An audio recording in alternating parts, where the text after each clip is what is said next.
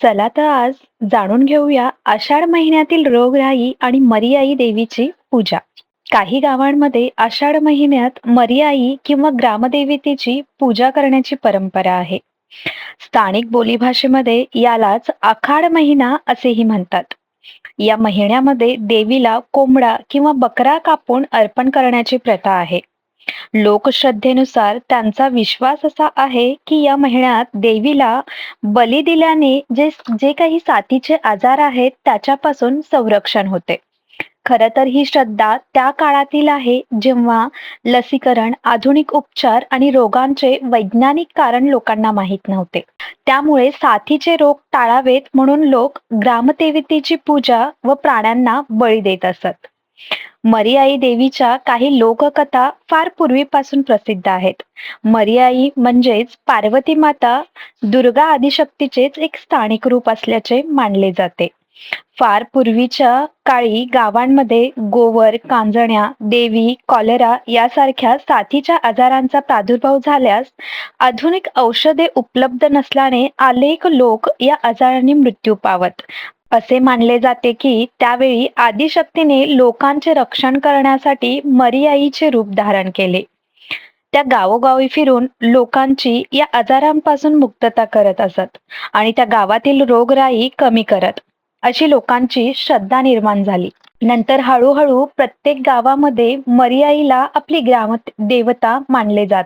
प्रत्येक गावाच्या वेशीवर त्यांचे मंदिर बांधले गेले आहे आणि त्यांची उपासना ही प्रत्येक गावाची परंपरा बनली आहे.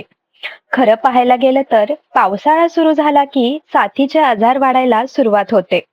पिण्याचे पाणी दूषित झाल्याने, साचलेल्या पाण्यामध्ये डासांची वाढ झाल्याने किंवा आरोग्य सेवा मर्यादित असेल तर, तसेच स्वच्छतेचा अभाव असल्याने संसर्गजन्य आजार फार लवकर पसरतात. यामध्ये गोवर म्हणजे मिजल, कांजण्या म्हणजे चिकन पॉक्स, कॉलेरा, अतिसार, टायफॉइड, मलेरिया, डेंग्यू, लेप्टोस्पायरोसिस यासारख्या साथीच्या आजारांवरती आधुनिक औषधे, लसीकरण उपलब्ध आहेत.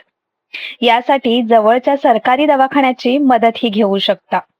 वेळेवर लसीकरण करून घेणे, पिण्याचे पाणी गाळून उकळून घेणे, आजूबाजूचा परिसर स्वच्छ ठेवणे, डासांचा प्रादुर्भाव होऊ न देणे, त्यासाठी 2 ते 3 दिवसांपेक्षा जास्त पाणी साठवून ठेवायचे नाही. शक्यतो बाहेरचे आणि शिळे अन्न टाळायचे. हा आधुनिक दृष्टिकोन आचरणात आणल्यास नक्कीच साथीच्या रोगांपासून संरक्षण होऊ शकेल. मंदिरात जाऊन पूजा करणं ही श्रद्धा आहे. त्यामुळे मंदिरात जाऊन दुसरे काही नाही मिळाले तरी सकारात्मकता नक्की मिळेल आणि त्याचबरोबर घरच्या मोठ्यांचा मानही राखला जाईल. कारण कितीही आधुनिक दृष्टिकोन तुम्ही सांगितलात तरी लोककथेची परंपरा काही ते सोडणार नाही. येताना रस्त्यात आम्हाला हे स्मिता स्वीट कॉर्नर दिसलं. एका एक्झिबिशन मधून आम्ही यांच्याकडून लाडू घेतले होते. ते खायला टेस्टीही आहेत आणि पौष्टिकही आहेत. त्याच्यामुळे आम्ही परत एकदा यांच्याकडे लाडू आणि नाचणीचे बिस्किट, ओट्सचे बिस्किट इथे घ्यायला आलो आहे. शेजारीच इथे एक शाळा होती. तिथे एवढा हा चिमुरडा रडत होता ना, तेव्हा असं वाटलं की खरंच आपल्या मुलांना शाळेत एवढ्या लहान वयात घालावं का? आणि तिथून आम्ही एवढं सगळं बिस्किट, लाडू घेऊन निघालो. ह्यांची टेस्ट खरंच खूप छान आहे. एकदा नक्की ट्राय करा. घरी आल्यानंतर आमच्या उर्विलचा डान्स चालू होता. व्हिडिओ आवडल्यास लाईक आणि शेअर जरूर करा. पुढच्या व्हिडिओमध्ये आपण चातुर्मास आणि आहार याच्याविषयी जाणून घेऊयात.